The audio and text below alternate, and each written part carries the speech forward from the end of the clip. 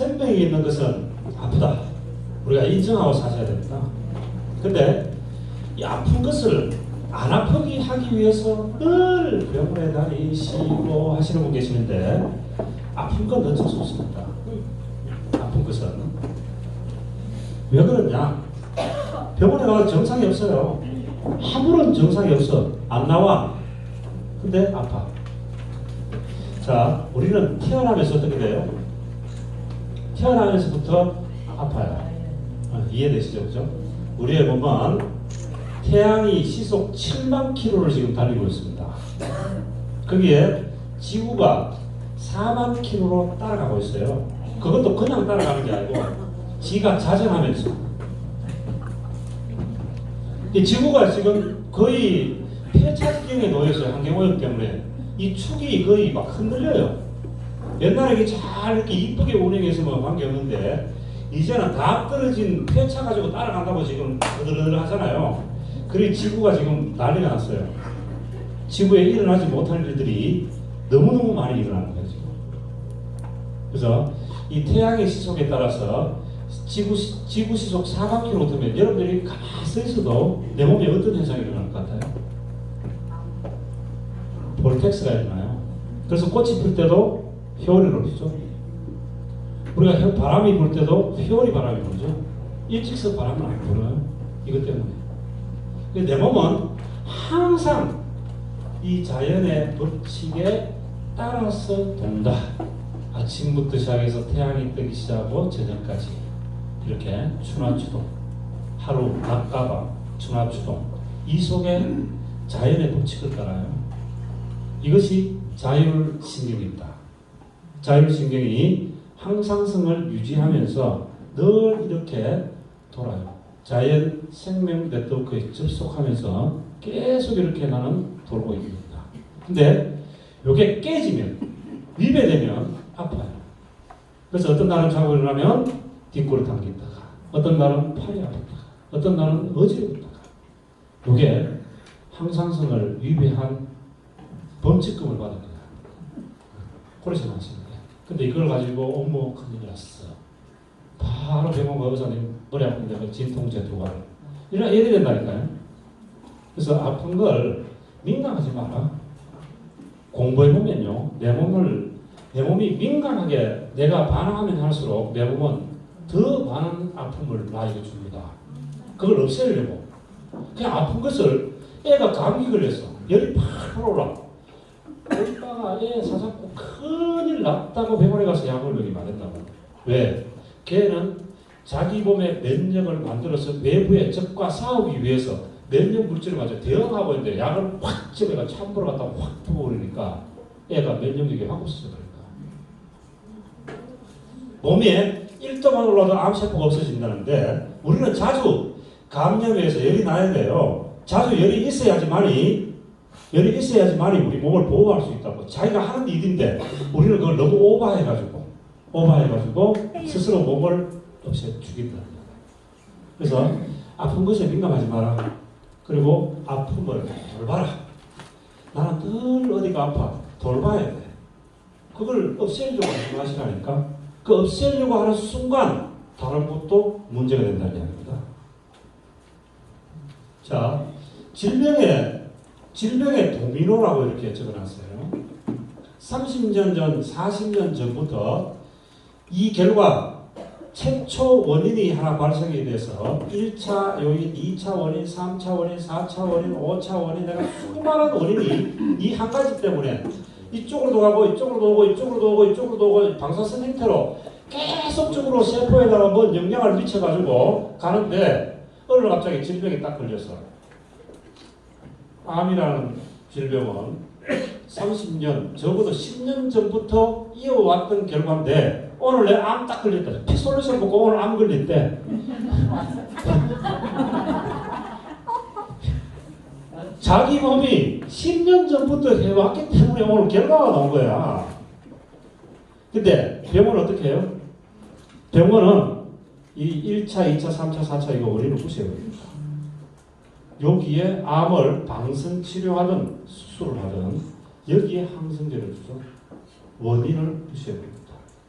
모든 병원은 이 현대의학의 한계는 여기까지 이 사람이 해왔던 일에 대한 흔적을 묻지 않습니다. 그래서 원인이 무시되니까 기능의학이 탄생되게 될 거예요. 이 사람 왜 이렇게 됐을까? 이 원인을 제거시키면 얘도 없어질 건데, 그러면 원인을 찾기 위해서 1차 거꾸로 결국 모른다? 결국 몰라요. 아무도.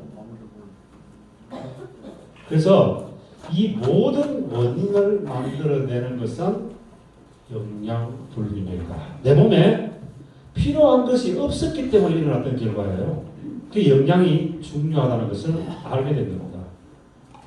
그래서 영양불균형은 계속 이렇게 진행되다 보면 이런 상황이다. 제가 신체 영양 채무라고 유튜브에 올려놨는데 그 내용이 어떤 내용이냐면 30년, 40년 전부터 자기가 3kg의 몸을 가지고 60kg가 됐는데 57kg가 먹은 것의 결과인데 그 먹은 것의 결과는 거기 안에 좋은 것도 있지만 나쁜 것도 엄청나게 많을 거란 이야기야. 그게 독소인데요. 자기 몸에. 그걸 한 번도 방 청소 안 하고 거기다 오물 버리고 그대로 뒀다는 거야. 내 몸을. 뭐 건강식품 이야기하니까 니나 많이 드세요. 나는 안 먹어도 돼요. 뭐 이렇게 하시는 분들 많잖아. 건강 안 돌보고. 그러다 보니까 이게 처음에는 조금씩 채이는데 시간이 30년, 40년 흘러버리니까 몸이 못 움직일 정도로 독이 차버린 거예요. 이게 질병입니다. 아주 간단하게 얘기해서 신체 영양이 채무된 결과 빛을 안 갚았기 때문에 내가 벌을 받는 거야. 암으로 벌을 받던 갑상선으로 벌을 받던 당뇨로 벌을 받던 내가 벌을 받는 거예요. 그래서 이 청소가 가장 중요한 거예요. 이걸 하자 이쪽이에요. 이쪽으로 청소하자 이거예요. 질병 전 단계에서 예방할 것인가 치료할 것인가. 예방 단계가 필요하기 때문에 우리는 건강기능식품을 하고 있다는 이야기예요. 내가 이 지경으로 안 가려면 이쪽을 신경 써야 된다는 거죠. 그래서 인체는 항상 이렇게 항상성을 유지해요. 체온도 내가 뭐 체온 조절해라고 조절합니까? 자기가 조절하는 거예요. 자기가. 그럼 면역계 움직이고 염증, 통증, 혈당, 혈압, 산도 조절도 하고 자율신경이 돌아서 호르몬도 조절하고 소화, 심장, 간 이 모든 것들을 계속적으로 내 몸이 자연의 시계에 따라서 돌아가고 있어요. 이 항상성이 유지되지 않는 것이 우리는 병이다 이렇게 이야기합니다. 그러면 우리가 이제 신체 운영의 항상성은 이렇게 보면 신체 운영은 엔진이에요. 자동차를 따지면 엔진 안에는 세포인데 자동차는 엔진이 하나 있지만 우리 신체의 엔진은 70조 개 세포가 다 엔진이에요. 다. 자동차는 엔진 하나에 연료만 들어가면 되지만 우리 인체 70조 세포 안에는 똑같이 연료가 다 들어가야 돼요. 그럼 연료 만드는 과정이 굉장히 문제가 되는 거예요. 소화기관이 안 좋으신 분들이 영양이 좋을 리가 없다. 소화기관이 안 좋다는 것은 영양을 못 만든다. 만들지도 못할 분들은 흡수하지도 못한다. 그래서 병이 온다는 거예요. 영양이 안 들어가니까 계속 이게 신체가 부조화가 일어나는 거예요. 운행이. 근데 내가 소화기관이 좋아가지고 내가 뭐든지 먹고 잘 소화를 했는데 이게 또 상수도 간이 파열돼가지고 이 공급이 잘 안 되면 문제가 된다는 이야기예요. 이게 뭡니까? 순환계. 심장의 펌프질이라든지 혈압이라든지 이게 혈관의 상수도관이잖아. 이게 잘 돼야 영양과 산소가 세포의 목적지에 도달할 수 있는데 이게 잘 안 되더라고요. 그러면 인체는 뭔가 들어오면 이걸 가지고 에너지도 만들고 열도 발생시키고 나머지 찌꺼기를 바깥으로 내보내는 이 일이 전부 이제 호르몬 분비를 됩니다. 인슐린이 나와야 되고 뭐 여러 가지 호르몬이 분비되어서 이 과정들을 겪어야 되는데 이 호르몬을 조절하는 것이 자율신경계입니다. 근데 자율신경은 교감생님이 두 분 계셔. 하나는 교감이고 하나는 부교감이야. 네? 교감생은 벌 주는 거고 부교감은 이거 소화시키고 뭐 이렇게 하는 거예요. 청소하시는 분이야. 근데 늘 자율신경이 빡빡 써가지고 교감생들만 계시면 소화 안 하잖아. 이런 것 호르몬이 잘 나오지 않기 때문에 신체가 운행이 문제가 된다는 이야기예요. 그래서 우리는 태어날 때부터 우리 몸을 자율주행할 수 있는 면허증을 발급받아야 했다. 자연의식에 따라서 돌고 있다는 거예요. 그래서 이러한 운행을 우리가 못하면 질병에 걸린다 이렇게 합니다. 이 못하게 하는 게 다 죽음이 생활 독소예요. 우리가 음식 먹고 음식물이 소화 안 돼서 그 찌꺼기가 혈관 속으로 들어오니까 난리 나죠. 또 이 찌꺼기가 장으로 들어가서 장에서 흡수하고 바깥으로 빠져야 되는데 장에서 장이 새니까 장 안에 찌꺼기가 혈액 속으로 그대로 나오더라고요. 그래서 또 문제되죠. 이런 것들을 우리가 이야기하고 있는 거예요. 이게 잘 되면 건강한 사람이다 이렇게 이야기해요. 그리고 셀프 메디케이션이라는 것은 병원은 최소한 30% 정도만 활용을 하자. 병원을 활용하지 않는다는 것도 문제예요. 한 30% 정도 활용하고 자신이 관리하자. 70% 정도. 내 자율 자동차를 본인 스스로가 관리해보자. 자, 소화 기능을 보시면 이게 소화관, 입, 식도, 위, 소장, 대장, 항문 여기 한 곳으로 이렇게 쭉 연결되어 있는데 이거는 내과가 아니고 외부입니다. 우리가 호흡을 하고 있기 때문에 그래서 여기에 가장 감염이 많이 되고 여기에 가장 문제가 많이 생겨요. 이쪽이 입에서는 우리가 소화샘에서는 침이 나오죠. 음식을 먹었을 때 입에서 채소, 효소가 아밀라제가 나와서 음식물을 분해시켜야 되는데 침이 말라있다. 침을 마르게 하면 건강이 굉장히 안 좋으신 분들이야. 침이 마르면 입이 건강이 안 좋으신다는 이야기예요. 소화 작동이 안 돼요. 1차 입에서 방앗간에서 이걸 곡식을 잘 빻아가지고 식도로 내려주고 위로 가야 되는데 드시는 분들이 그냥 씹지도 않고 위까지 갖다 주니까 위가 많이 나겠죠. 대개 뭐 삼겹살 좀 드신다 하시는 분들은 자기가 소화해낼 능력도 없으면서 고기를 큰 거에다가 수십 가지를 얹어가지고 씹지도 않고 그냥 넘겨주시니까 위가 깜짝 놀라시겠죠. 머리 안 되는 거죠.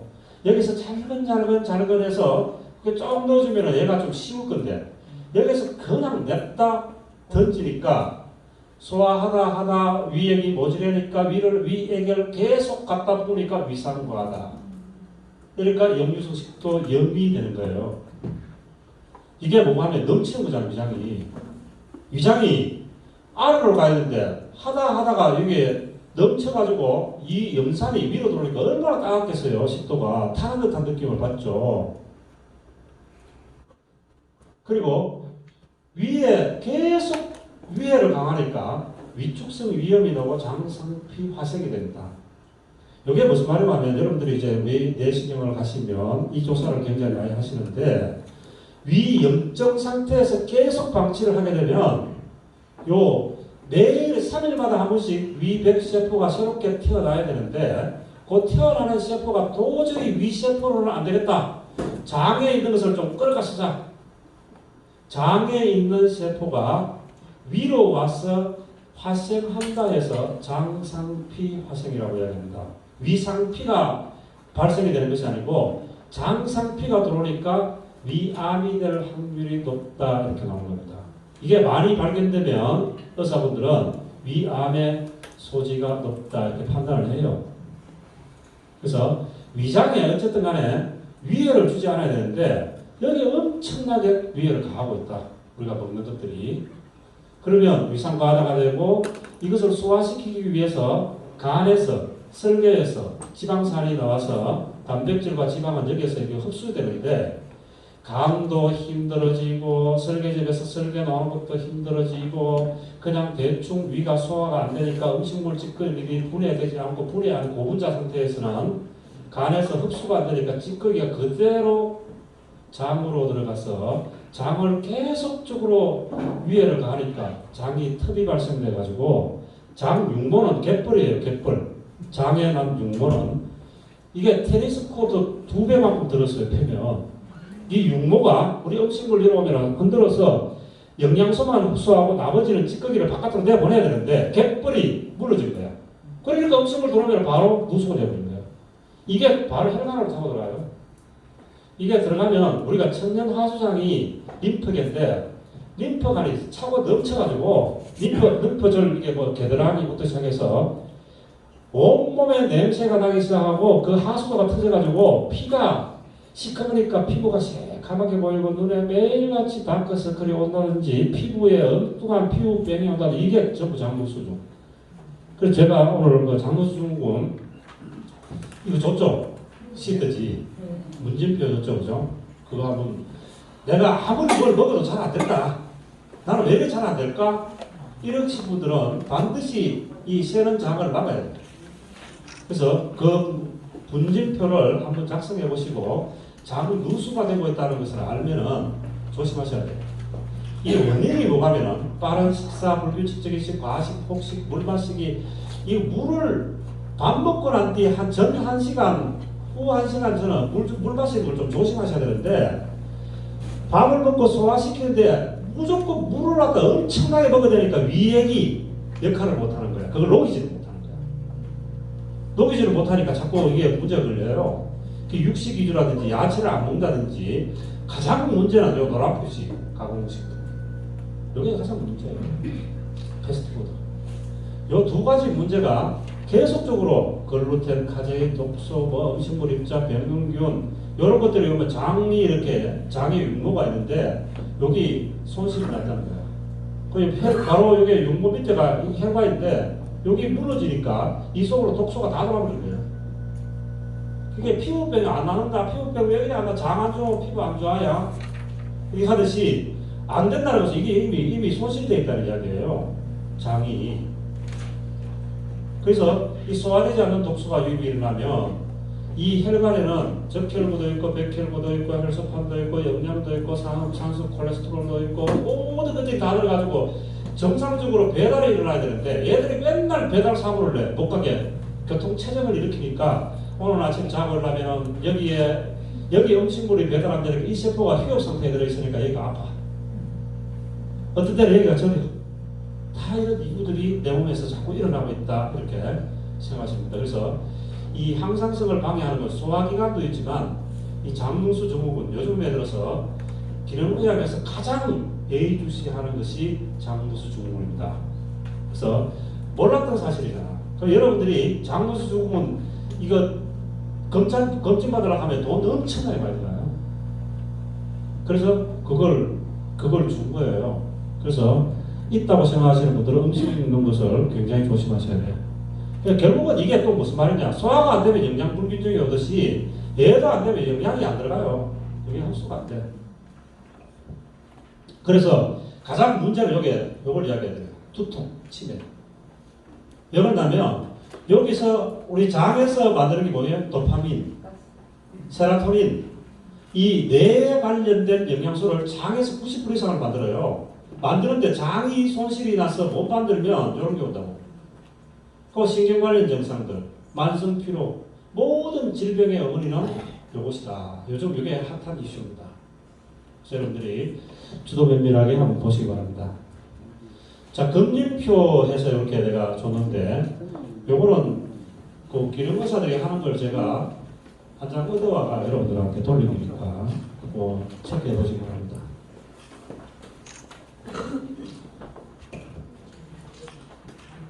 체크해보면 어땠어요? 다 괜찮아요? 네. 와, 대단하시네.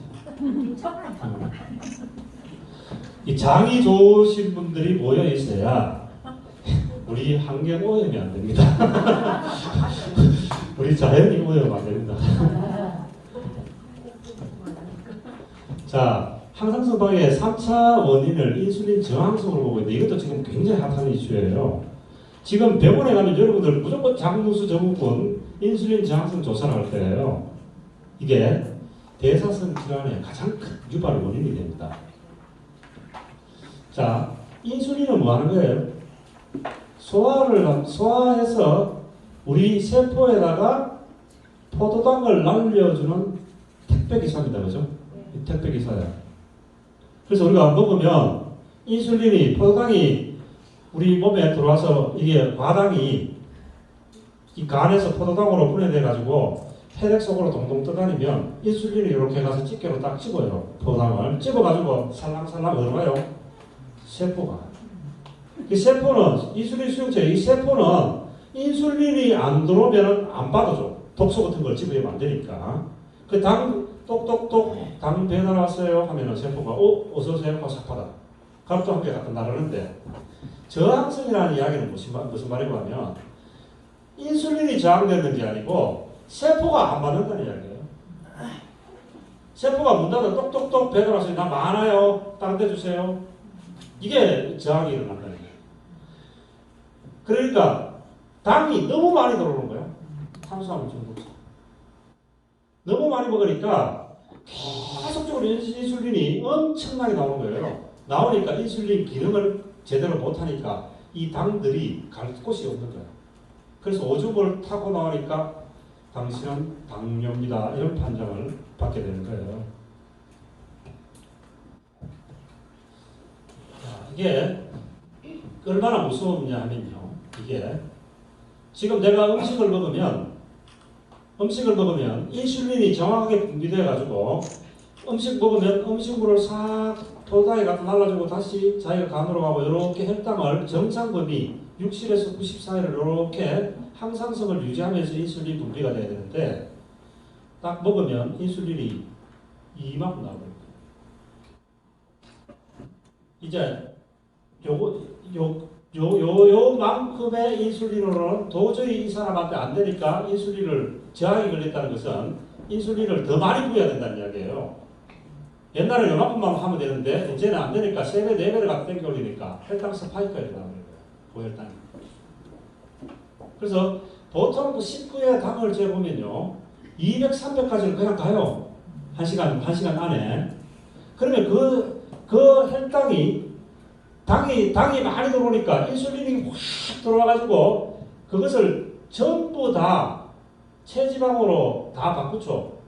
지방세포한테 다 갖다주고 체지방으로 바꾸니까 당이 또 쭉 떨어져. 떨어지니까 여기 오니까 이제 막 난리가 나는 거야. 인슐린이. 이 에너지가 없으니까. 에너지를 전부 다 인슐린이 가지고 소비를 해버리니까. 이쪽에 오니까 피곤하고 짜증나고 흑기나고 스트레스 나는 거야. 이걸 혈당 크래시라고 합니다. 이것이 내 몸에 계속 반복되고 있는 거야, 지금. 계속. 뭐 왜 그러냐? 시도 때도 없이 먹는 거예요. 시도 때도 없이. 이게 공복기를 가지고 간헐적 단식은 공복에 의해서 건강을 지키는 요법인데 공복을 안 시켜주는 거야. 아침에 일어나서 밥 먹고 나가서 친구들과 커피 먹고 케이크 한 개 먹고 또 점심 먹고 또 조금 1시간 돼서 또 케이크 하나 먹고 시도 때도 없이 먹으니까 인슐린은 시도 때도 없이 먹을 때만 나와. 무조건 나와요. 인슐린이. 그 많은 양의 인슐린이 이런 곡선을 만들어내는 거예요.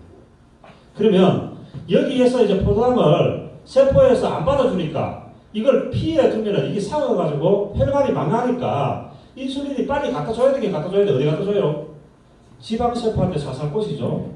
이 지방세포 사살 꽂이 가지고 야 이거 좀 네가 좀 받아줘. 이래가 지방세포를 측정하는 것이 우리가 체지방을 측정하는 결과가 난다. 그래서 내장지방을 측정하고 남자들은 인격을 만들어주잖아요. 아주 큰 인격을 이렇게 쫙 만들어. 여자들은 허벅지, 엉덩이에다가 가슴에다가 마구잡이 쌓고 있죠. 그래서 이게 일어나면은 이미 내 몸이 망가진다고 보시면 돼요. 그래서 이게 저항이 굉장히 안 좋다. 그럼 이거 이제 저항성으로 올 수 있는 것이 이제 당뇨가 오게 되는데 초기에는 이제 이거 계속 이렇게 먹으니까 사람 빠지는 경우 인슐린 저항성의 원인이 많다. 비만 당뇨 이야기죠. 뭐 이런 고지혈증, 비알코올 지방간, 고혈압, 고인슐린 등이 나타나고 말기에는 제2형 당뇨 결국되는데 이게 무슨 말이냐면 여러분들이 당화혈색소를 체크할 때 내가 5년 전에는 5.1의 인슐린이 이만큼만 나와도 충분하게 혈당 크래시 없이 충분하게 내가 다 잘 됐단 말이야. 근데 계속 쭉 10년 내가 영양 관리 안 하고 계속 쭉 오니까 5.4 당화혈색소 나왔는데 이제는 인슐린 양이 좀 늘은 거야. 옛날에는 이만큼만 필요했었는데 이제는 인슐린 저항이 조금 걸려가지고 이게 조금 커진 거야. 15년쯤 되니까 당화혈색소는 정상이야. 당 없네. 근데 인슐린은 9까지 이제 나오게 돼요. 또 20년대 되니까 5,800인데 당뇨는 없어. 5,800이면 당뇨 전 단계네. 당뇨 좀 올라가는 모양이다. 이 정도인데 수치가. 근데 인슐린 양은 15까지 필요했던 거예요. 근데 25년 때 덜컥 6.4가 당화혈색소가 나오기 시작하면서 이게 이만큼 인슐린이 나가게 되는 거예요. 더 이상 안 나와. 인슐린 짜도. 짜도 안 나오는 쪽 턱까지 간 거예요. 이 사람은 6.4에 인슐린 저항이 걸려있고 12가 돼도 인슐린 저항이 걸리는 거예요. 그 몸이 약해 몇 시간마다 이게 난리가 나는 거예요. 기분이 좋았다가 처졌다가 당뇨약 먹고 또 저혈당대가 쓰러졌다가 다시 또 돌았다가 난리가 나는 거예요. 그러면서 몸 전체가 고혈압이라든지 모든 병에 근원이 되는 거예요. 당뇨 자체는 아무 문제 안 아파요. 이거 아무 문제 없어. 얘가 혈관에 벌이는 일 때문에 고혈압이라든지 심혈관계 질환이라든지 모든 질병이 다 아버리는 게 문제라는 이야기예요. 이 저항이 오면. 그래서 이런 수치들을 조사하는 기능은 이야기예요. 우리가 C페프타이드 해가지고 우리가 인슐린 저항성에 필요한 수치들을 혈액검사표에 많이 우리 혈액검사표에는 없어요. 그걸 좀 보면 여러 가지를 알 수가 있는데 그래서 본인들이 한 번씩 될 때 한번 검사를 받아봐요. 그래서 인슐린 저항성 체크는 어떻게 하는 게 좋겠느냐 보니까 이게 여러분들이 혈당이라고 혈액검사표 보실 때 혈당이라고 있어요. 혈당 측정을 해야 돼요. 공복 혈당과 식후 혈당 이런 것들이 있어요. 공복 혈당이라는 것은 우리가 혈액검사 받으러 갈 때 8시간 금식 후 측정해서 이걸 공복 혈당이라고 이야기하고 식후 혈당이라는 것은 밥 먹고 2시간 후에 식후 혈당이라고 이야기해요. 그게 요 사이에 있으면은 일단 요 한 개 가지고 이야기를 안 해요. 이 전체 수치의 퍼센트를 가지고 이야기해요. 내가 인슐린 저항이 있는지 없는지는 이 수치 전체를 가지고 이야기하지 혈당이 높다고 해가 내가 인슐린 저항성이 있네 없네 내가 당뇨네 이러진 않는단 말이에요. 그래서 HbA1c가 5.7 이하가 정상인데 5.7에서 6.5 사이 그 이상이 될 때는 가능성이 있다. 6.5 이상이 가버리면 이 저항성이 나온다. 저항이 되고 있다. 이렇게 보시면 되고 중성지방이 150 이하가 정상인데 이상이면 가능성이 있다. 중성지방이라는 건 피가 끈적끈적 삼겹살 기름처럼 되어 있다는 이야기예요. 또 HDL 콜레스테롤이 60이 정상인데 40 이하로 떨어져 있다. HDL은 뭘 먹고 올린다 이거 못해요. 운동하자. CRP라는 염증 반응 조사가 있습니다. CRP라는 반응. 그래서 이 수치 6가지 수치를 평균 데이터로 봤을 때 혈당도 높고 당화혈색소도 높고 중성지방도 높고 콜레스테롤도 그렇고 염증도 나오고 요산도 나온다. 이러면 반드시 이 사람은 이 대사성 질환이야. 대사성 질환을 본다. 이 요산도 중요한 게 좀 이따가 소변검사에서 여러분 같이 이야기했겠지만 이 수치도 굉장히 중요해요. 요산 수치도 소변검사에서 6 이상 되면 8 이상 되면 이제 수명이 짧아져요. 자꾸 이게 문제가 되니까. 이게 과당, 꿀, 콜라, 첨가당 이런 것들을 많이 먹으니까 이게 난리가 나는 거죠.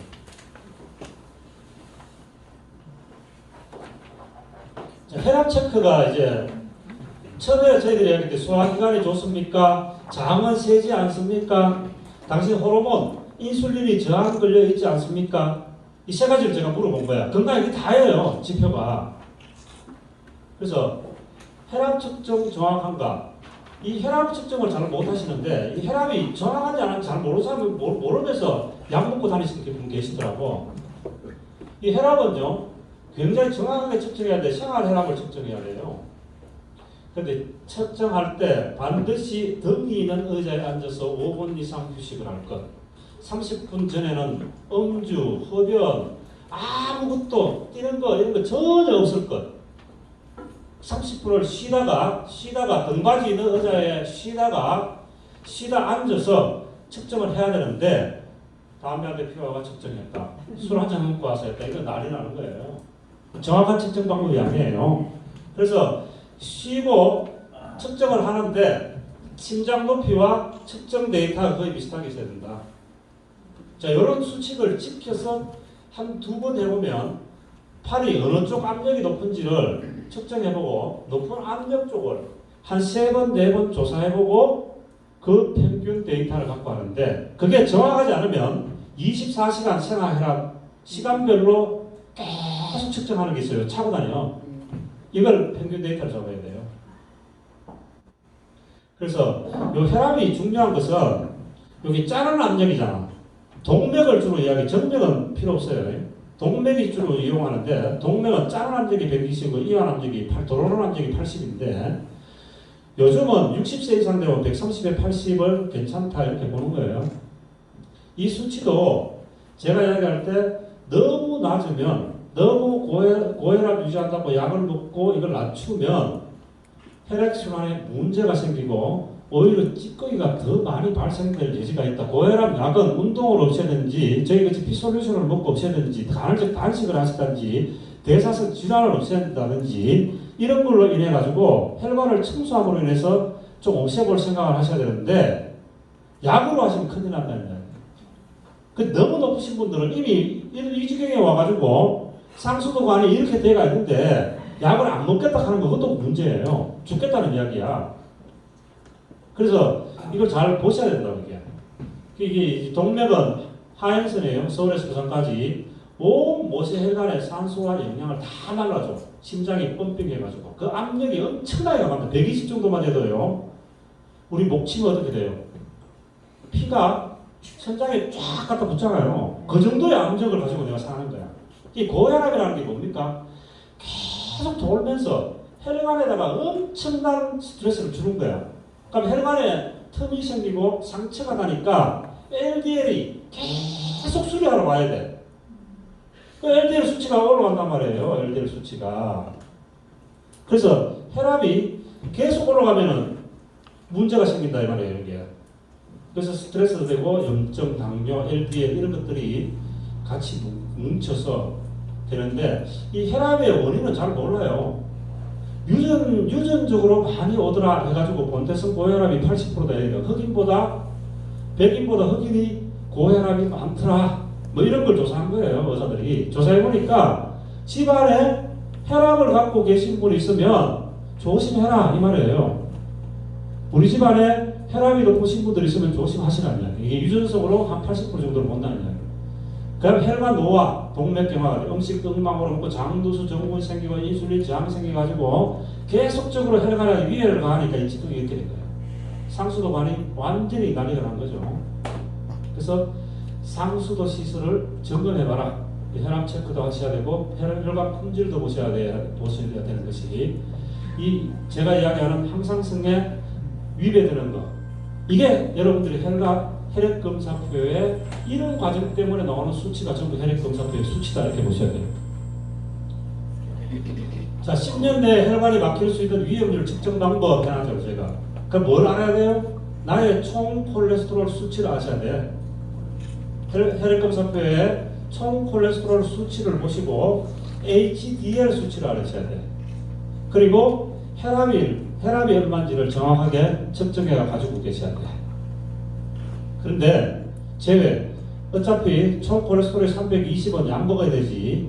제외 LDL 190 이상 제외 그 심장병이라는 중풍 치료받은 경력이 있는 사람은 이게 해당되지 않는다. 나이 40세에서 79세까지만 된다. 이상 안 된다. 요게 나타내는 지표가요. 구글에 가서 하트 칼큘레이터라고 치시면 요게 뜬다. 두 번째 요게 뜰 거야 아마. 여기다 집으면 ACC AHA 하는 게 여기 떠요. 거기 뜨면은 요걸 콕 클릭하면 여기 떠.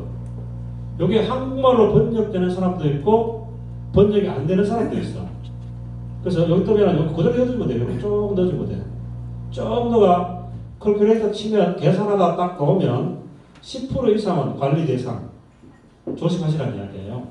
대개 이제 뭐 10% 미만 뭐 이렇게 나오시면 아직까지도 내가 좀 생생하네 괜찮은데 이 정도인데 만약에 여기 10 이상이 나오면 아 이거 간헐적 단식하고 피솔루션 메가요법으로 내가 청소 좀 해야 되겠다 아셔야 됩니다. 그래서 이런 걸 조사해 줌으로 인해서 다른 분들한테 이런 걸 조사해 줌으로 인해서 너 청소 좀 해야 되겠다. 이게 피솔루션이에요.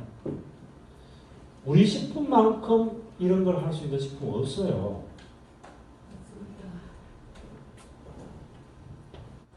그래서 지금 10대 사망요인 암 1위, 고혈압, 제가 앞에서 이야기한 소화기관이 되어 있느냐, 혈관이 좋습니까, 장누수는 없습니까, 인슐린 저항은 없습니까?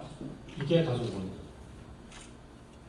암이 1등, 고혈압, 심혈관 질환, 전 세계별로 다 똑같다 이렇게 싶습니다. 이거는 뭐 이야기가 되죠, 그죠?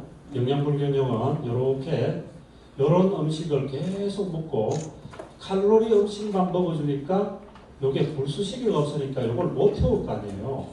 그러면 탄수화물 찌꺼기가 계속 남으니까 인슐린 저항이 걸리고 고혈당이 들어오니까 이게 혈당이 분해돼 젖살에는 피로물질이 나오기 시작하죠. 그래서 만성피로증이 시달리면서 당뇨라는 판정을 받게 되고 대사성 질환을 앓게 되는 거죠.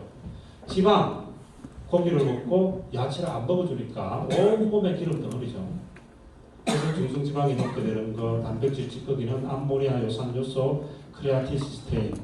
이 단백질이 분해돼서 빠져 안 나가는 것은 당뇨에 의해서 상당히 많이 좌우되는데 이건 전부 신장에 관련된 이야기예요. 신장. 우리가 신장 수치 볼 때 요 수치가 나오면 신장 망가졌네 이런 거예요.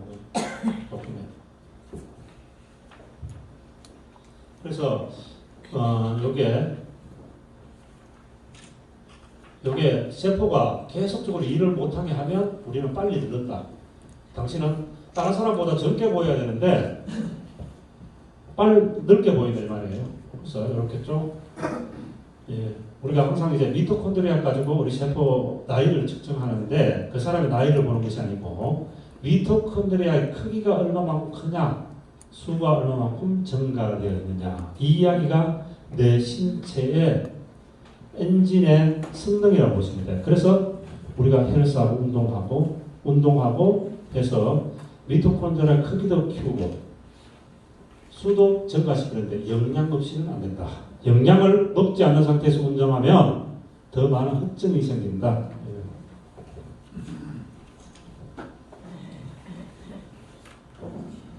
자, 혈액검사 분석 방법은요.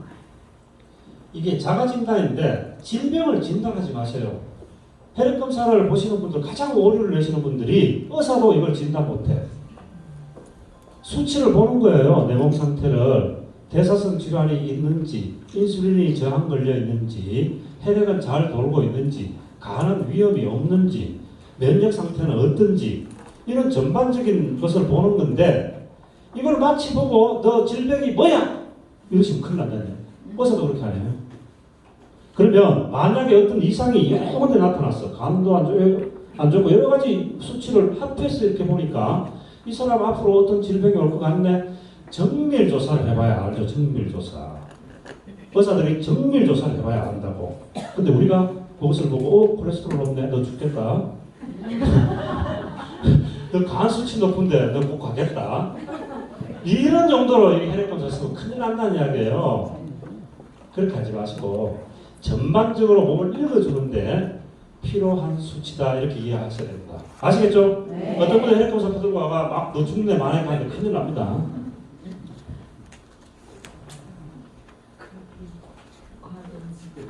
자, 혈액검사는 혈액을 분류해보면 이렇게 나와요.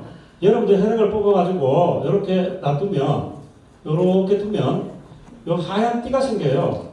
요게 백혈구야. 1%도 안 돼요, 우리 몸에. 아주 적은 미량이에요. 그리고 혈소판과 이제 적혈구와 혈소판 요게 다 차지하고 있어요. 빨갛게 있는 거. 그 나머지는 뭐냐? 물하고 부유물들, 영양소예요, 영양소. 플라즈마로 떠요, 이렇게. 뭐, 당단백도 있고, 알부민 항체도 있고, 뭐, 전해질, 나트륨, 칼륨, 칼슘, 뭐, 이런 단백, 물하고 이렇게 섞여가 떠요. 그러면 이 세 가지가 굉장히 중요하겠죠, 우리 몸에. 혈액과 면역 수치를 이야기하고, 혈소판 중요하죠. 혈액이 응고 안 되면 폐혈증으로 돌아가시나. 즉 결국 산소 공급이 안 되면 우리 신체는 암으로 갈 수밖에 없다. 에너지가 안 만들어지니까. 자, 가장 중요한 거는 면역입니다. 평균백세 시대에 면역이 깨지면 수명을 장기화시킬 수가 없어요. 이 세균 바이러스 정책인데 지금 코로나 바이러스 같은 경우에도 이 세포 막이 없는 바이러스거든요. 그러니까 제가 이야기했지만 세포 막이 없다 보니까 몸에 뭔가 딱 들어오면 면역구가 딱 가서 그걸 딱 잡아야 되는데 요놈이 뭔지 모르는 거야 지금. 그거 아는데 내 몸이 아는데 이 죽을 있는 거야. 그래 얘는 빨리 숨을 수 있잖아. 내가 즉시 보는 즉시 죽여야 되는데 요놈이 뭔지 모르는 거야. 그 나중에 알면 그때는 2주가 돼야 발현되느냐 안 되느냐 그걸 이야기하는 거예요. 그래서 잘 못 잡는 거예요.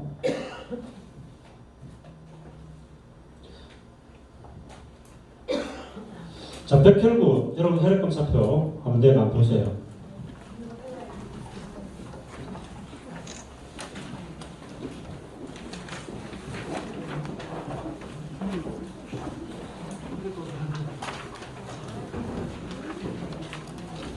백혈구 한번 뜯겨보세요. 백혈구.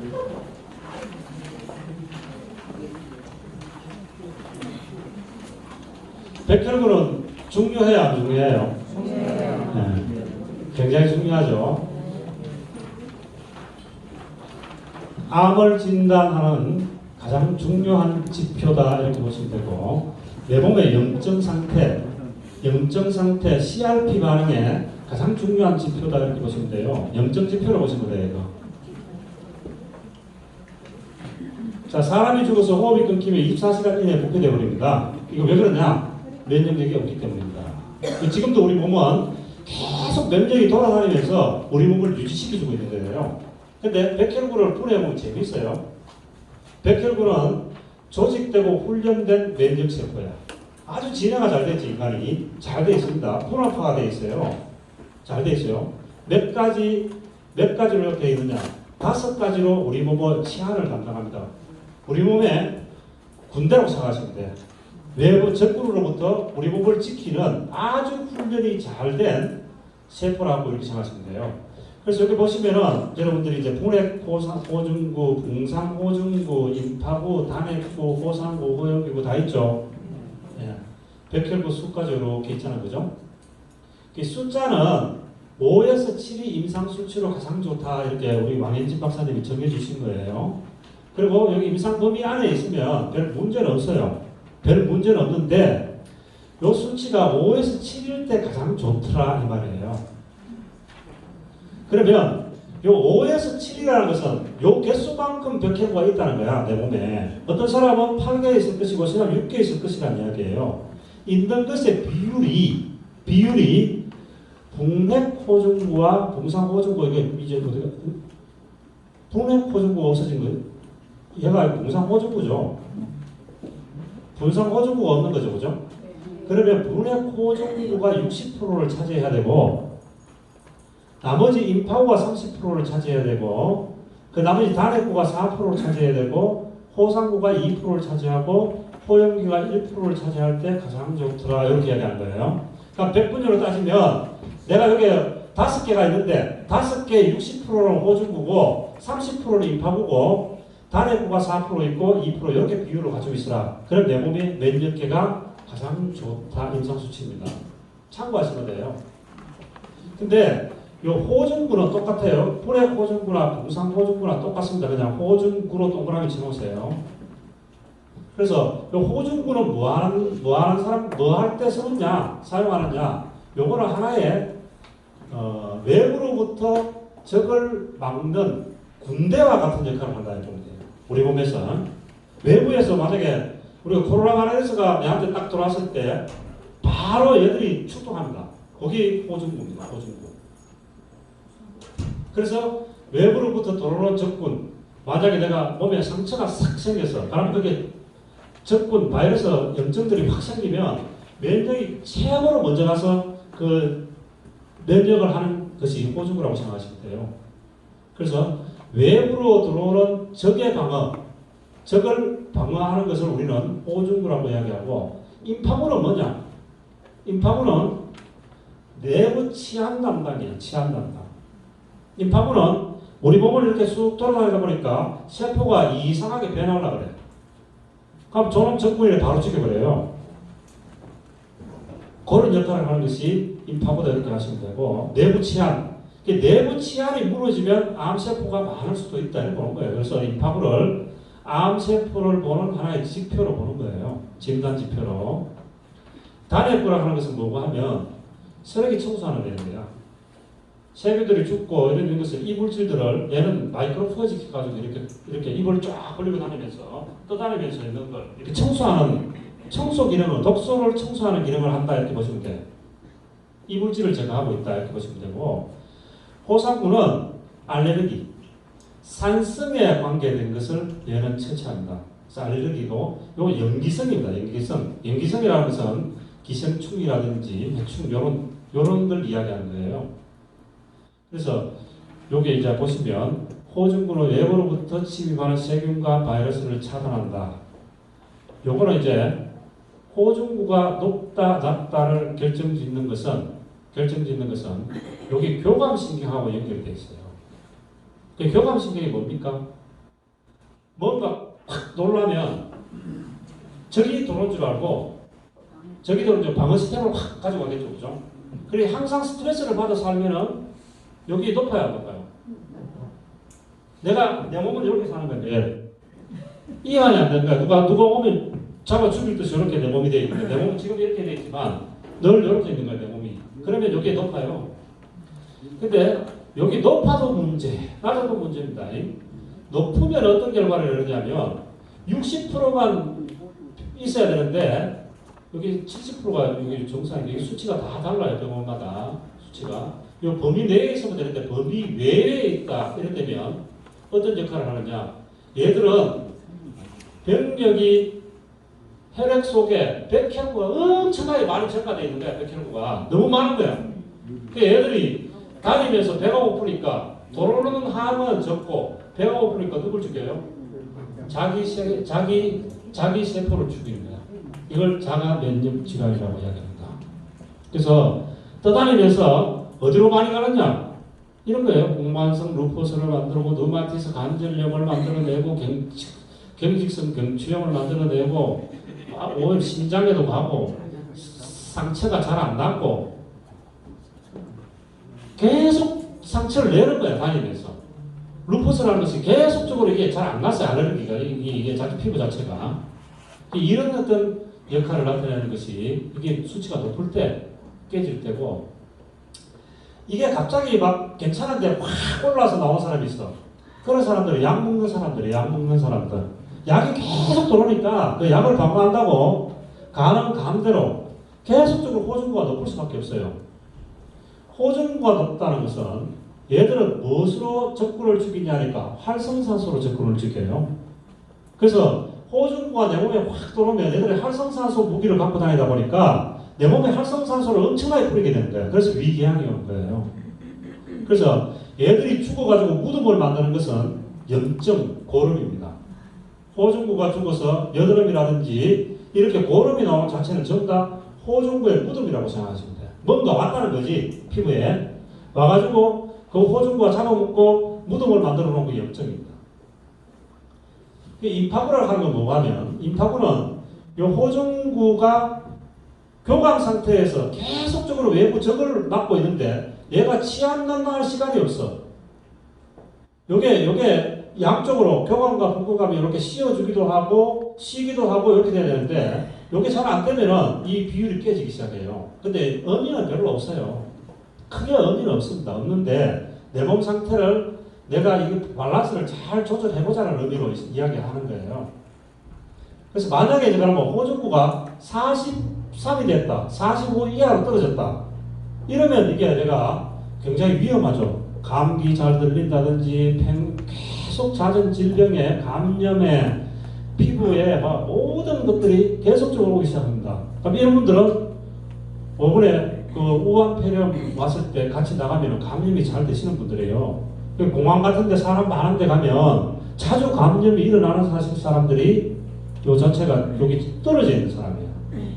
근데 비율이 43이면 이 비율이 어디로 갔겠어요? 임파부로 왔던 거야. 반드시 이게 적으면 이게 올라와요. 또 이게 내려가면 이게 올라가. 왜? 여기 있던 병력을, 임파부가 써야 될 병력을 얘가 다 끌어갔잖아. 계속 방어한다고. 숫자는 100개예요, 숫자는. 프로테이션은 100개밖에 없는데, 여기서 만약에 70 같으면 얘는 한 20으로 떨어졌을 거야, 아마. 그래서 만약에 얘가 43이고, 얘가 한 50 정도 됐을 거야. 떨어지면. 40, 50 될 거야. 근데, 임파부는 쉴 때, 얘는 스트레스 받을 때 높지만, 이게 쉴 때 나오는 거거든요. 너무 많이 쉬는 사람들 있잖아, 왜? 밥 먹고 자고 일어서 터지고 앉았어 안 움직여 이런 거 뭐가 생겨요? 임파부가 생겨요. 부교감이 항진돼가지고 계속적으로 임파부. 그러니까 백혈구가 혈관 속에 많이 있고 활성산소 때문에 문제고 염증을 일으킨단 말이에요. 스파크를 일으켜가지고 혈관을 막고 동맥경화를 일으킨단 말이에요. LDL가 붙어가지고. 근데 이놈이 또 너무 많아도 문제야. 얘들은 끈적이에요, 끈적이. 임파부가 또 혈관 속으로 너무 많이 나오니까 이 교통체증 다 일으켜요. 그래서 암 걸려요. 영양과 산소를 이동 못 시키기 때문에 암이 올 수 있는 확률이 굉장히 커져버리는 거예요. 그래서 임파부 수치가 50 이상 넘어가면 운동해야 된다. 운동하고 뭘 좀 해야 된다. 생각을 좀 바꿔야 돼요. 화도 좀 내고 해야 된다. 나는 소위 말하면 이게 이제 수치가 정해져 있는 것이 아니고 매일 자율신경으로 돌고 있기 때문에 어떤 날은 이게 높고 어떤 날은 이게 낮고 이게 높고 이게 왔다 갔다 해요. 계속 하는데 우리가 혈액검사하다 보면 이게 높게 나올 수도 있다 이 말이에요. 나오면 생각을 어떻게 해야 돼요? 아 이거 좀 밖에 나가서 사람들과 좀 교감을 좀 해야 되겠다. 그럼 이쪽은 너무 까불고 있네. 좀 낮춰야 되겠다. 버려야 되겠다. 생각을 좀 버리자. 이래 생활 습관에 연관되어 있다고 이렇게 생각하시면 돼요. 그래서 이게 조절을 이렇게 하셔야 돼요. 근데 임파부는 이제 임파부는 세 가지로 이렇게 나눠져 있어요. 살상세포가 있고, 정보장교가 있고, 전술장교가 있는데, 이게 이제 임파부는 우리 몸 전체 낮에 활동할 때는 임파부가 안 움직여요. 낮에. 근데 우리가 쉴 때, 그때 임파부가 움직여. 막 청소하고 내 몸에 깡패들, 소위 말하면 정상세포만 있어야 되는데 깡패세포들이 막 있잖아요. 그러면 치안 유지하라고 깡패들 잡아 죽이는 거예요, 전부 다. 근데 잡아 죽이는 역할, 특공대 NK세포 많이 들어보셨죠? 임파부 안에, 임파부 구성 안에 NK세포라는 살상세포가 들어있어요. 근데 요걸 죽였는데 끌고 와가지고 그놈이 다음에 다시 못 오도록 하려면 그물에 정보를 빼내야 돼. 그래서 죽이고 거기에 정보를 빼서 T세포는 정보를 빼서 B세포에 갖다 줍니다. 그럼 B세포가 항생체를 만들어요. 이거 백신이에요, 백신. 이야기하는 백신. 백신을 만들도록 해서 다음에 그런 세포가 들어오면 다 잡아 죽이는 거야. 우리 몸이 그렇게 정교하게 되어 있다니까. 그래서 이게 이제 정보장교고, 적의 정보를 관찰해서 B세포한테 전술장교한테 주면 전술장교는 항체를 만들어요. 그래서 여기 NK 이렇게 역할이 되어 있는데 이게 숫자가 이게 너무 많이 떨어지면 문제 있지 않을까요? 치안이 담당 안 되는 거야, 치안이. 이게 만약에 18개 밑으로 떨어져 있다 이러면은 변형된 깡패세포를 많이 못 잡아내네. 그러면 정상세포보다 내 몸에 깡패세포가 더 많이 있다. 반란이 일어날 수 있다. 이게 암세포네. 이렇게 보는 거예요. 그래서 보통 암 3기, 4기 이렇게 가시면 임파부 수치가 14, 15 이렇게 나와요. 그래서 임파부 수치가 너무 많이 떨어지면 안 된다. 이 임파부 수치는 적어도 20 이하로 떨어지면 안 된다 이 말이에요. 20까지 유지해줘야 내 몸에 암으로 변형되려고 하는 모든 것들을 다 잡아 죽여버린다는 말이야. 걸리기 전에. 그래서 이 수치는 왔다 갔다 이렇게 하면서 정리를 하고 있어요. 그래서 이 수치가 높다, 큰일 났다, 낮다 이런 게 아니고 어떤 분들은 교감이 항진된 태음인이라든지 소음인이라든지 이런 사람들은 교감이 항진되어 있어요. 교감이 높을 수밖에 없어. 그 사람들은 생활 습관이. 그리고 호중구 이게 태양인이라든지 이런 사람들은 호중구가 높을 수밖에 없어요. 체질상 그런 기운을 돌면서 체질상 나타나는 현상이니까 이게 높다. 범위가 만약에 10가지 정상인데 이게 한 15나 20대 있다. 이 사람은 백혈병이야. 혈관에서 백혈구 깨져 있으니까 그렇지 않은 이상은 그냥 내가 삶에 어떤 생각으로 살아야 할지에 대한 잣대로 봐주라. 그럼 내 친구를 보니까 야, 너 좀 움직여야 되겠다. 너 그렇게 있으면 안 되겠네. 이 정도로 이 자체가 생활을 다 나오는 거예요. 생활 습관이 다 나오. 너 잠 안 자고 매일 고수 붙이고 너 저녁에 술 마시고 놀러 다니지? 그럼 얘가 높아. 당연히 그렇게 되겠죠. 저 활동을 많이 하니까 얘한테 기회를 안 주니까 너 암 걸린다 그러다가 이렇게 할 수 이렇게 지표로 볼 수 있는 하나의 데이터다 이렇게 보시면 되고 이걸 가지고 무슨 병 걸린네 막 이러면 안 된다. 생활 지표로 보시라니. 단핵구는 이게 독소 이물질이 이렇게 되는데 8 이상이 되면 이물질이 많다는 거야. 이물질이 많다는 건 뭐예요?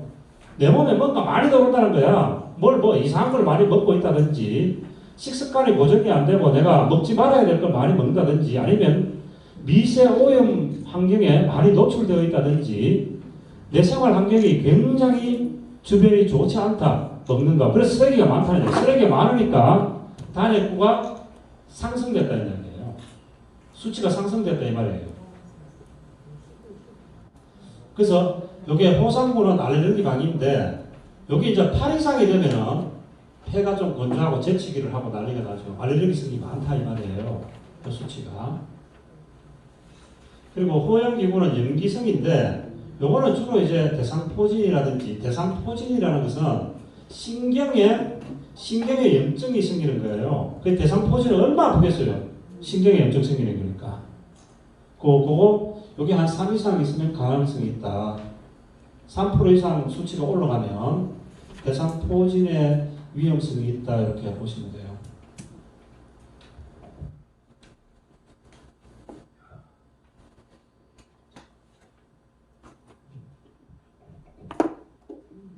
그래서 면역 시스템은 누가 조절하느냐? 내가 조절하는 것이 아니고 자율신경이 조절해요.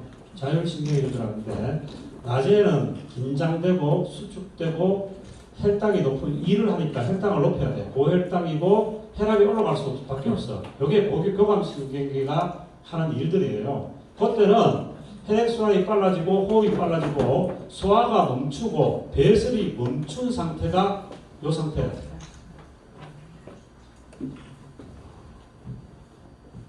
여기에 담당한 호르몬이 이게 아드레날린하고 코티솔인데 이 스트레스를 받으면 몸이 안 좋다고 이야기하는 것은 이 코티솔 때문에 그래요.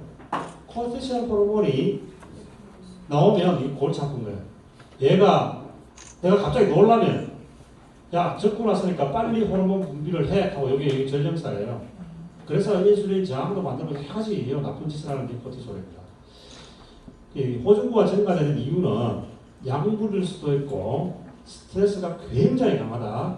격렬한 운동을 하고 있다. 뭐 이런 어떤 상태에서 호중구가 증가될 수 있는 상황들이 많습니다. 그래서 호중구가 증가됐는데 스트레스를 받아가 증가됐는데 위에다가 신경성 위염이라는 것은 위에 스트레스를 계속 받으니까 위에 백혈구가 쫙 몰려갔어. 몰려가니까 적군이 한 명도 없는 거야. 그 자기가 죽을 때는 뭐 해놓아요? 활성산소를 엄청나게 뿌려놓는 거예요. 거기다가 뿌려놓으니까 부교감이 소화시키려고 오니까 이게 뭐 활성산소가 한번 들어있잖아요. 그게 궤양성 질환이에요. 그래서 요즘 때는 교감신경계 때는 우리가 이야기하는 호중구가 활동을 하게 되고 요 이완 시간대 요때 담당 호르몬이 아세틸콜린에서 프로스타글란딘이라는 것이 나오는데 이완될 때 보통 아파요. 왜? 치료한다고. 낮에는 막 돌아다니고 그러면 면역이 막 좋아가지고 안 아픈데 내가 위안하면 슬슬 아프기 시작해. 왜? 우리 몸이 아프다는 신호는 내 몸을 수리하고 있다는 이야기예요. 무엇이? 프로스타글란딘이. 정리한다는 이야기예요. 정리. 내 몸이 다음 날 다시 사용하려고 애가 와서 이완시키고 소화시키고 저혈당, 배설 이러면서 또 다른 얘가 쓸 수 있도록 얘가 보조를 해주는 거예요. 그 과정에서 나오는 현상을 명현 반응이다 이렇게 해야 됩니다. 명현 반응은 이 과정에서 일어나는 것이지 어떤 우리가 뭐 음식을 먹어 그게 명현 반응이 이게 아니에요. 호르몬에서 일어나는 일이다. 그래서 임파고가 증가되고 이게는 편하다, 운동, 부족, 비만, 혈류 막힘, 혈류장애 안 발생할 여지가 있다. 그래서 이렇게 하시면 돼. 호중구는 낮의 기운, 교감신경에 따라 돌고 이 임파고는 밤에 어떤 이완된 상태에서 따라 돈다. 그러면 내가 호중구가 확 높으면 임파고 수치가 떨어지니까 암 걸릴 확률이 굉장히 많다. 왜? 임파고가 내 몸에 있는 적분들을 못 잡아내니까 가장 문제고 이게 확 올라가면 이게 확 떨어져 버려요. 얘가 병사를 이쪽으로 확 올려버리니까 얘가 병사가 높아지니까 얘가 병력을 줄이니까 외부로부터 들어오는 적군을 잡지를 못한다는 이야기야. 그래서 이 두 가지가 여러분들이 잘 깔때기로 사시를 하는 게 이야기예요. 깔때기로 사셔야 돼. 빨대로 살면 자꾸 이게 돌아가. 이게. 그래서 두 가지를 여러분들이 잘 맞추시라는 이야기입니다. 이 면역 증가 영양 효소는 어차피 배경부는요. 이게 면역은 전체가 다 돼야 돼. 면역은 혈관 속에 따라다니기 때문에 이게 다 돼야 돼요. 장 청소가 돼야 되고 혈관 청소가 돼야 되고 활성산소 방지가 돼야 되고 스트레스 관리를 해야 돼. 머리를 비워야 돼. 안 그러면 안 되게. 그래서 이 네 가지가 다 돼야지만 이 면역이 고쳐져요. 그 생활 습관 따라간다는 이야기예요. 그 항산화 영양소, 비타민, 미네랄, 우리 그 뉴트리션, C, 미네랄 굉장히 필요하죠. 이게. 오메가3 혈관 쪽에는 이게 안 되면 다 면역이 엉망이 돼요. 혈당, 중순지방, LDL 이런 것 때문에 면역이 엉망이 된다. 오메가3라든지 견과류를 많이 먹어줘야 된다. 또 장 청소하고 섬유질을 많이 먹어야 되고 수분 섭취, 유산균, 그래서 장누수 증후군을 청소해야겠다. 이것을 내가 면역을 왜 먼저 설명하셨냐면 몸 대사성 질환에 일어나는 모든 과정들이 다 정리가 돼야 면역이 똑바로 잡힙니다. 그게 안 되면 면역은 항상 움직이게 돼 있어요. 두 번째가 이제 간 수치를 여러분들 보세요. 간은 신체의 필터 기능을 합니다. 필터. 독소를 정화하고 혈액을 정화하는 과정들을 갖고 있어요. 간이 가장 침묵의 장기인데 일을 엄청나게 해요. 24시간에 말도 안 하고 아프다 소리도 못하고 응? 쪼그리고 앉아가 일만 해요. 그래서 잘 몰라요. 이게 무슨 일이 일어나는지. 아프면은 우리가 간이 뭐 이상이 있네 하고 치료를 할 건데 얘가 뭐 어떻게 20%만 남아도 80%가 자라요. 간은. 이 간이 죽으면 인간이 죽기 때문에 20%만 살아있어도 80% 자라난다. 이 간은 해독작용, 영양소, 저장, 설계적 특성의 체내에 각종 대사에 관련한 우리 몸에 흡수하는데 필수적인 장기이다. 여기에 이제 문제가 비형관염, C형관염, 음주, 흡연 등의 위험 요인들에 간이 파괴된다. 여기 이제 설계적을 생산해가지고 우리 몸에 들어오는 콜레스테롤이라든지 우리 몸의 소화 성분의 지방이라든지 단백질, 아미노산유들을 흡수시키는 역할을 하는 것이에요. 간이 안 좋으면 그러니까 지방 흡수를 잘 못해서 이 콜레스테롤 이런 걸 잘 못 만든다는 이야기예요. 그리고 간은 포도당, 혈당 유지.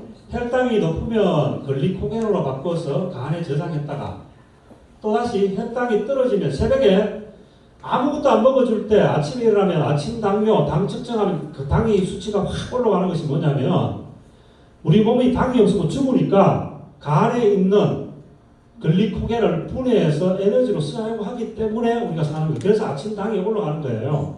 안 먹어도 간에서 이 글리코겐을 다시 포도당으로 바꾸어서 에너지를 사용하는 과정에서 아침 당이 높게 측정될 수 있다 이렇게 보시면 되고요. 그 혈액검사 수치는 뭘 보느냐면 우리가 간 상태를 보는 거잖아. 간 상태를 보니까 이 간의 역할이 잘 되느냐, 단백질 합성작용을 잘하고 있느냐, 영양해소작용을 잘하고 있느냐, 해독작용을 잘하고 있느냐 이걸 보는 거예요. 세 가지 수치를. 그러면 단백질 합성작용이 안 될 때 내 몸의 단백질은 굉장히 부족해지는 거겠죠. 그래서 영양해소가 안 되면 또 문제가 생길 것이고 해독이 안 되면 큰일 나겠죠. 이 세 가지에 관련된 것이고 모든 것은 이 혈액오염이에요. 간에다가 엄청난 찌꺼기를 갖다 줘버리니 간이 정신을 못 차리는 거예요. 자, 단백질 합성 수치를 보는 것이 우리가 총단백 수치입니다. 총단백 수치는 6에서 8.3까지 이렇게 되어 있지만 각 회사마다 단위 수치가 이렇게 나와요. 이 총단백 수치에 중앙이 7.5 이렇게 했는데 요 수치가 있으면 좋겠다 이 말이에요. 이 수치를 못 맞춰요. 신당인데 어떻게 맞췄겠어요, 그죠? 이 수치 범위에서 7.5가 임상 수치로 가장 좋더라 이걸 봅니다. 총 단백질 양은 뭘 이야기하는 걸까요? 단백질을 많이 먹으면 될까요? 아미노산 양을 이야기하는 거예요. 아미노산. 내 몸에 재료로 사용할 수 있는 아미노산을 내가 얼마만큼 가지고 있느냐 이걸 이야기하는 거예요. 그러면 단백질로 우리 몸에 저장되어 있는 것이 아니고 아미노산으로 저장되어 있단 말이에요. 저장되어 있어가 머리카락이 빠지면 아미노산이 이렇게 가서 줄을 이렇게 쓰면 머리카락이 되고 손톱이 빠지면 또 아미노산이 가서 줄을 이렇게 쓰면 손톱이 돼요. 그 재료가 여기 들어있다. 이게 요 수치가 보시면 돼요. 합성이다. 근데 간에서 우리가 고기를 먹었는데 고기를 위에서 잘근잘근 부숴가지고 아주 적은 자로 만들어서 그걸 흡수를 해서 갖고 들어와야 돼. 그 능력이 떨어지면 항상 모자라겠죠. 그래서 요걸 이제 우리 황현진 박사님이 이 단백질을 만들 때 가장 중요하게 생각했던 것이 사람 비율 아미노산이라고 이야기합니다. 그냥 일반적으로 파는 단백질이다. 콩의 분말 대두에다가 뭘 집어가 두유 수준의 단백질이다. 이건데 이건 과학적으로 사람 비율이라고 되어 있어요. 사람 비율이 무슨 말이냐? 사람이 가지고 있어야 될 아미노산의 비율이에요. 이거 어떻게 만드는데? 소도 자기가 22가지 아미노산으로 사람과 똑같은 원료로 소로 이렇게 되면 소가 되는 거야. 이게 돼지로 되면 돼지로 되는 거야. 그럼 우리가 소를 잡아먹었어. 그럼 소로에서 나오는 아미노산을 위에서 완전히 분해해가지고 사람 비율로 이렇게 갖고 들어와야 돼. 그게 간이 하는데 간의 능력이 떨어지면 그렇게 못하는 거예요. 그러면 수치가 어떤 사람이 한 15로 가. 그럼 이 사람이 평소에 어떤 고기를 적게 드세요? 소고기를 많이 먹는데요. 소를 머리에서 발끝까지 먹었으면은 우리가 우리 몸에 필요한 아미노산을 다 먹었을 건데 그 사람은 차돌박이만 좋아하는데 그러니까 차돌박이만 매주 먹는 거예요. 그러면 어떻게 되겠어요? 차돌박이 안에 있는 아미노산만 들어오니까 이 깨지는 거예요. 균형이. 그러면 그 사람 뭐예요? 그런 사람들과 잘못 사귀면 큰일 나죠. 소 닮은 사람이에요. 소의 아미노산을 많이 갖고 있다는 것은 소의 유전적 의미를 많이 갖는다는 이야기예요. 그래서 우리 미국 사람들이 소질 있잖아요. 트럼프 같이 확 들어박는다든지 기질이 좀 있잖아요. 그죠? 아시아인들은 돼지고기를 많이 먹기 때문에 돼지를 닮았겠죠. 게으르다고 이야기하잖아요. 저 중동지방 사람들은 뭐예요? 양을 많이 닮았다고 이야기하잖아요. 그죠? 그래서 요 비율을 참고하시라는 거예요. 아, 내가 먹는 것이 제대로 안 되는구나. 간도 제대로 할 수 없구나. 여기 비율을 적절하게 갖고 있어야지 뭘 할 수 있습니까? 요 아미노산을 가지고 영양으로 사용하겠다가 알부민입니다. 알부민 수치예요. 요걸 가지고 면역으로 사용하겠다 글로불린입니다. 그러면 요 수치는 얘가 잘 안 되면 잘 안 돼요. 얘들도 수치가 영양이 없는데 재료가 없는데 얘가 영양을 가져가고 글로불린 갖고 가겠어요? 잘 안 된다는 이야기예요. 그래서 여기가 영양 상태가 제로가 된다. 이게 잘 안 되면 간에서 알부민의 환경을 못 만들면 부종이 생긴다. 3.5 이상 되면 자주 몸이 붓는다. 영양 상태가 좋지 않아 가지고 그래서 병원에 가면 알부민 주사를 막 주고 이러잖아요. 그래서 수치가 간 나쁘다고 알부민 주사 주는데 간 나쁜 게 간이 단백질을 흡수하는 아미노산을 흡수하는 제 기능을 못했기 때문에 맞는 주사로 봐야 돼요. 간이 나빠서 그런 게 아니고 단백질 보충해주면 돼요. 영양을 보충해주면 되고 글로불린이라는 것은 면역으로 보내는 거죠. 면역으로. 그러니까 요 수치가 많이 깨져 나올 때 여기에 저게 이제 백혈구 수치에서 수치가 여러 가지로 막 이 조합이 잘 안 나오면 여기 깨져요. 그때 이렇게 생각하시면 돼. 내가 갖고 있는 것을 얘를 면역에다 사용하고 있구나 이렇게 생각하시면 돼.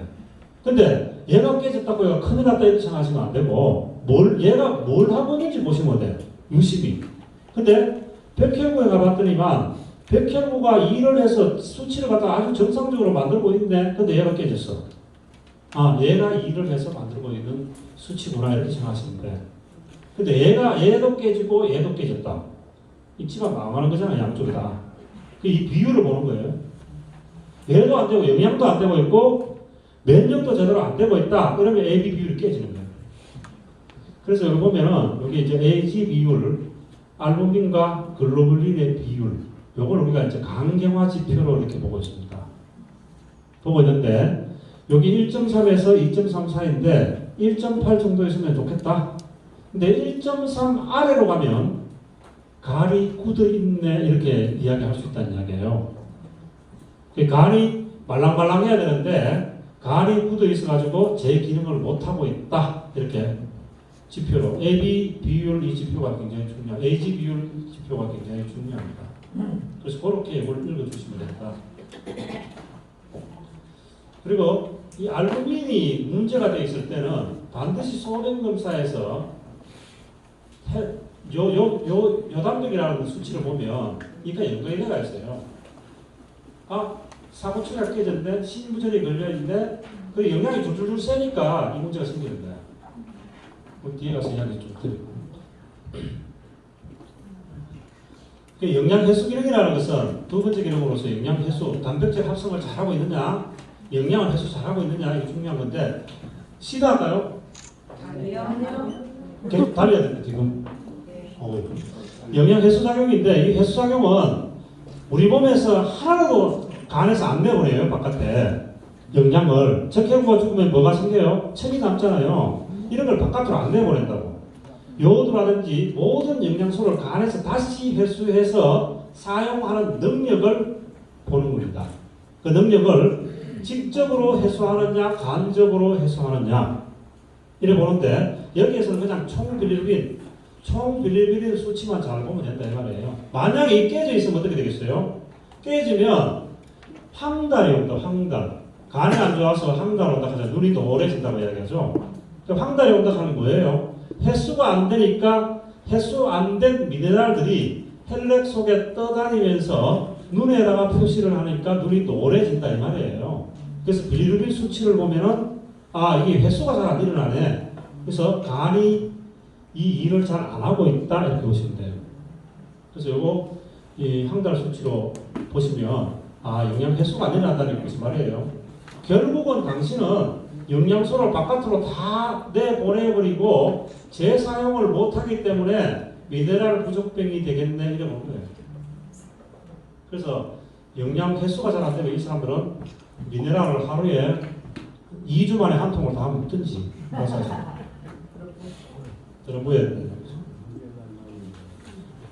요 이제 해독 기능에서 우리 몸에 이제 해독을 하자 이 지표 보는 것이 AST, ALT 요 두 가지 효소가 보는데요. 지표가 AST는 외부적인 요인으로 간의 손상을 초래하는 거예요.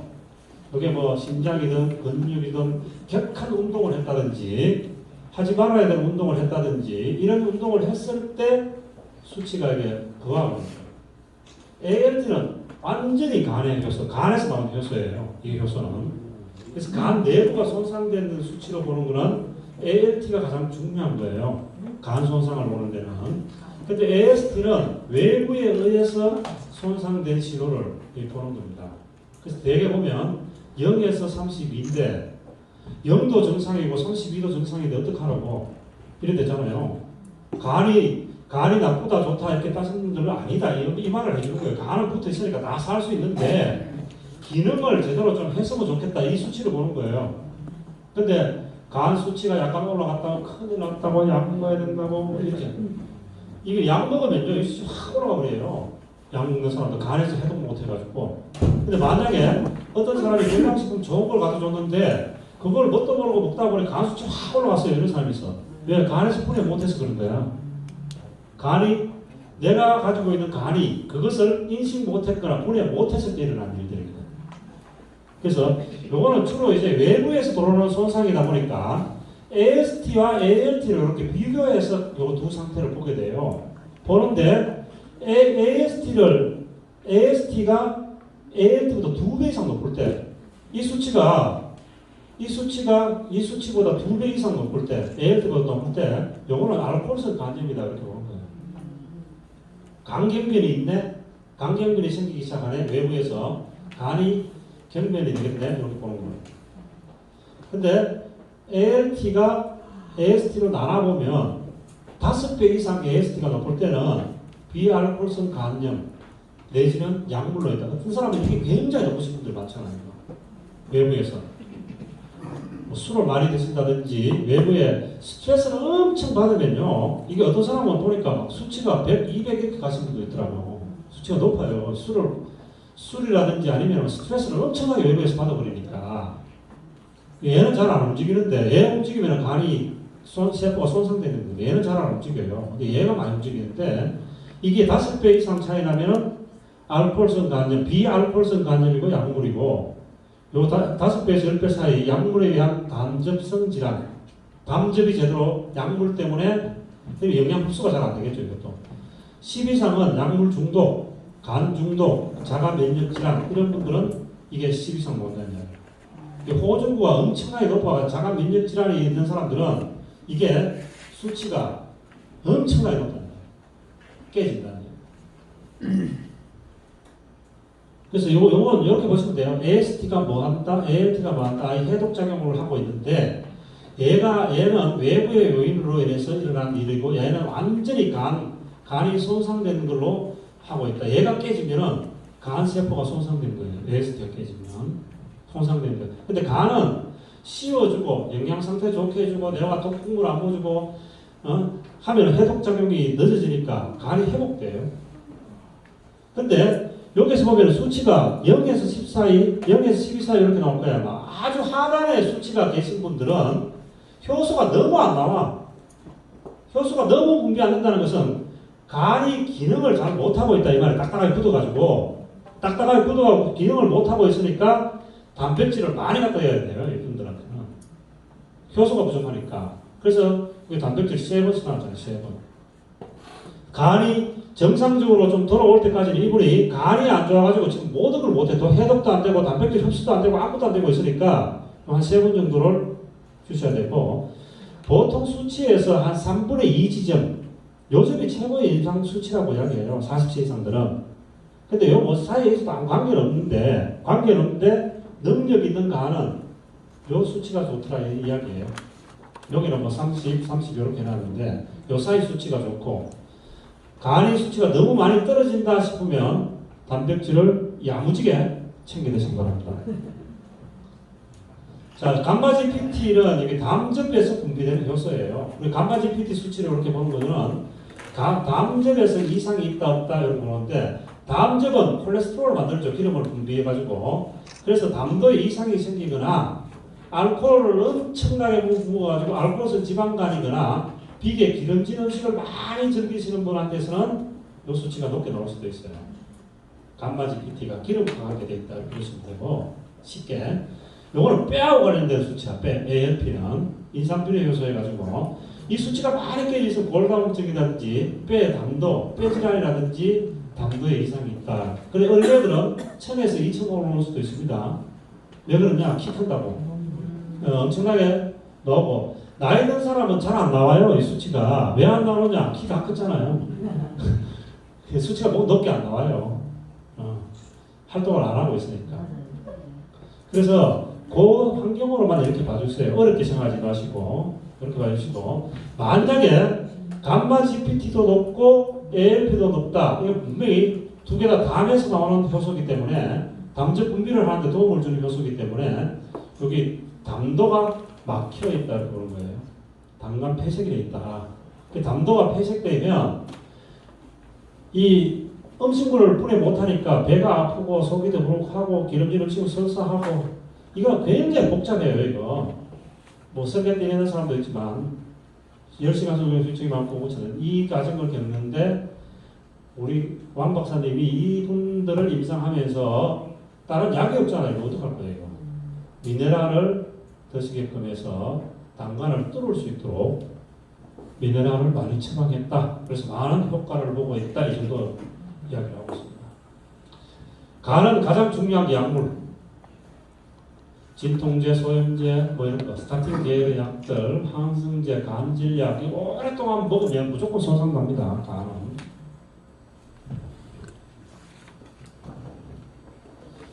신장 지표, 이제 신장 기능을 보면요. 신장은 아시죠, 그죠? 동맥 이렇게 들어가지고 이렇게 나오면서 찌꺼기를 바깥으로 내보내고 다시 이렇게 나가는 통로가 여기에 사구체라고 이야기합니다. 콩팥. 근데 이 비율이 분당 60ml 이상이 빠져나오면 정상이다. 이걸 보는 거예요. 그래서 그 혈액 검사, 기타 검사에 가시면 GFR이라는 수치가 있어요. GFR. 사구체 여과율이라고 이야기합니다. GFR 수치를 이렇게 보시면 이게 범위가 10ml 이하밖에 안 빠져나온다. 이분은 신장 투석하셔야 돼. 오줌이 안 나오니까, 오줌이 배설이 안 되니까. 그래서 여기 60ml 이상 되면 정상이다 이렇게 보시면 되고, 여기 주로 당뇨병을 앓고 계신 분들이 요 세포 사이에 이렇게 폐색이 돼가지고 벌어져요.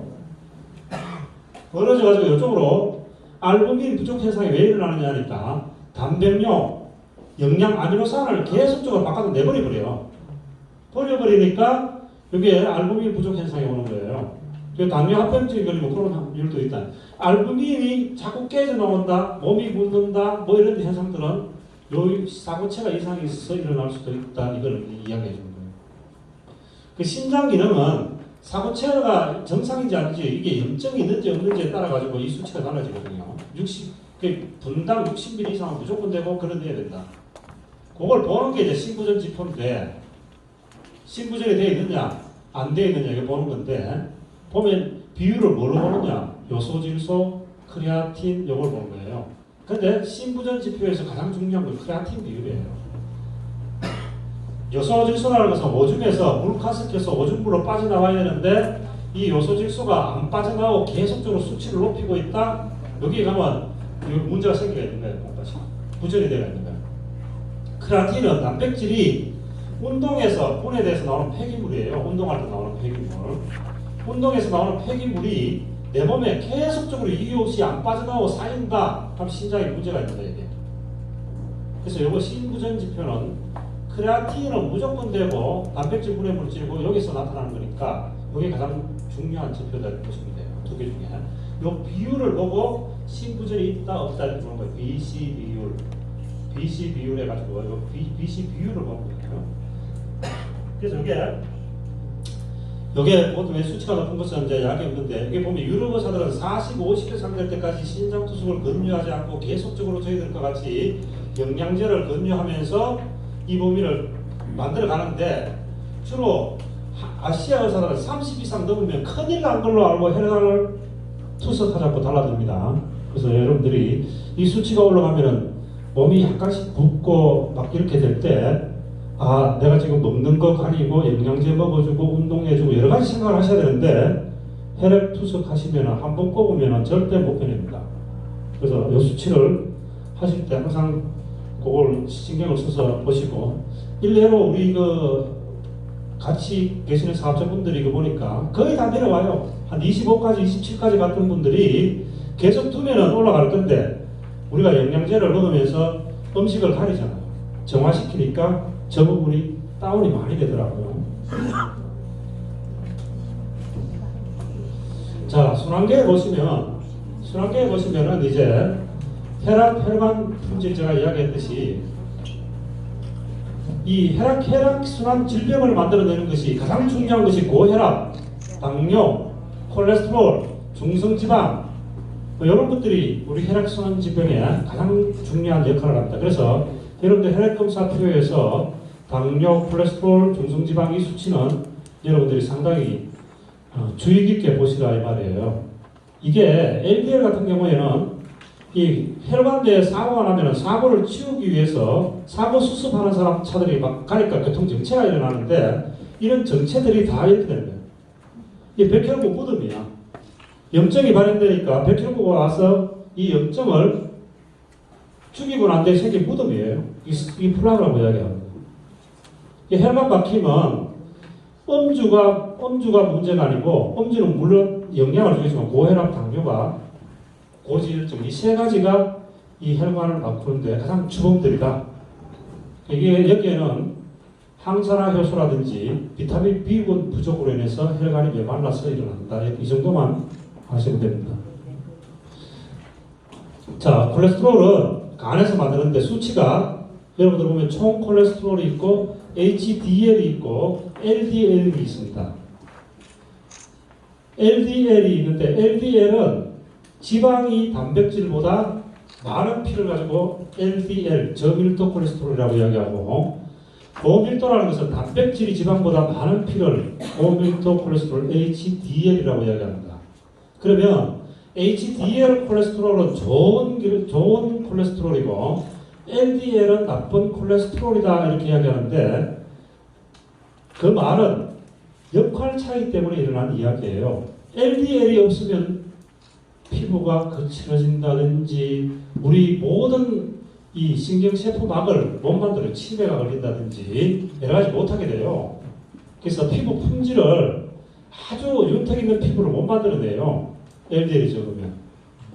근데 LDL이 우리가 범위에서 봤을 때 80 정도 있으면 가장 좋겠다. 이게 임상 수치예요. 보통 대개 보면 130 이하에 있을 때 가장 괜찮은데 130까지 가면은 LDL은 혈관 내에 상처가 생기면 수리하는 수리공이다 이 보시면 돼요.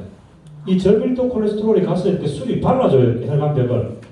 바르면서 혈관이 이렇게 쌓이게 되는데 HDL이 많으면 그 수리할 때 남았던 찌꺼기들을 다 분해해서 간으로 다시 갖고 들어오는 청소차 역할을 하는데 HDL이 적고 LDL이 많으면 분해를 못하니까 그게 많이 쌓여요. 결국은 혈관이 막히게 된다 이 말이에요. 얘는 억울하죠. 상처를 치유하러 자기가 달려갔는데 자기가 주범이 되었으니까 억울한 거죠. LDL이. LDL이 계속적으로 음식물 장수 정물 생기고 인슐린 저항 생기고 이러니까 혈관 뇌가 엉망이 되어 있잖아요. 엉망이 되어 있으니까 그게 호모시스텐이 올라갈 수밖에 없어요. 올라가니까 계속적으로 LDL을 만들어야 돼. 간에서 만들어가지고 거기다 갖다 퍼부어야 돼. 그럼 갖다 퍼붓다 보니까 LDL이 활성산소가 붙으니까 그게 혈관벽에다 다 갖다 붙는 거예요. 그걸 HDL이 가서 도로가 막히는데 청소가 잘 안 되죠. 그래서 이 혈관이 막힌다. 그래서 안 좋다. 이렇게 보는 거예요. LDL이 높다. 아, 혈관이 막힐 수 있다. 그럼 뭘 생각했냐? 너무 높아가지고 어쩔 수 없이 스타틴 계열의 약을 먹어야 될 때는 병원가 처방을 해서 먹어야 돼요. 안 먹으면 막히니까. 근데 원인을 제거해야 돼요. 원인은. 운동을 해준다든지 염증이 생기지 않도록 인슐린을 저항을 안 걸리도록 만든다든지 이런 역할들이 필요한데 약을 먹어서 LDL을 없애버리면 여러 가지 생각이 나옵니다. 신경세포가 나온다든지 치매가 걸린다든지 여러 가지 결과를 만들어낸다. 이 스타틴 계열의 약은 무조건 독약이다 이렇게 생각하시면 돼요. 간뿐만이 아니고 간의 코엔자임도 못 만들게 만들어요. 간뿐만 아니고 모든 적이다. 그래서 고지혈증을 약을 안 먹는 걸로 하자. 고지혈증 약은 사기다. 미국 치사협회 2014년도에 나왔고 지금 의사들이 굉장히 스타틴 계열의 약을 못 먹게 만들어요. 근데 220이라든지 300 정도 갈 때까지 자기가 넘어져 있으면 처방은 받아야 되겠죠. 근데 운동해야 된다. 운동. 그러니까 안 하면 혈관이 막으니까. 이 두 가지 상관관계 잘 보시고 총 콜레스테롤 양만 가지고 자꾸 콜레스테롤 높다 낮다 이러는데 총 콜레스테롤 양을 보고 높다 높다 따지지 마세요. 뭐 때문에 높은지 HDL이 높아서 높은지 LDL이 높아서 높은지 역할을 봐야 되는데 대개 콜레스테롤 이거만 보고 이야기하는데 총 콜레스테롤은 LDL 플러스 HDL 플러스 T 중성지방 나누기 5가 총 콜레스테롤이야. 그럼 이게 안에 저 수치를 만들어낸 각기 단위가 어떤 역할을 하고 있는지를 충분히 살펴봐야 되는데 그냥 무작정 콜레스테롤 높네 약 먹자 이거 안 된다는 이야기예요. 그렇게 하지 마시라는 이야기예요. LDL이 높은지 HDL이 높은지 이걸 여러분들이 보셔야 합니다. 자, 그러면 여러분들이 이 그림을 그려보셔야 되는데 HDL 표하고 LDL 표가 이렇게 요 선을 HDL 표로 LDL 표로 잡고 이걸 HDL을 잡으면 여러분들이 혈액이 LDL이 나는 120이고 HDL이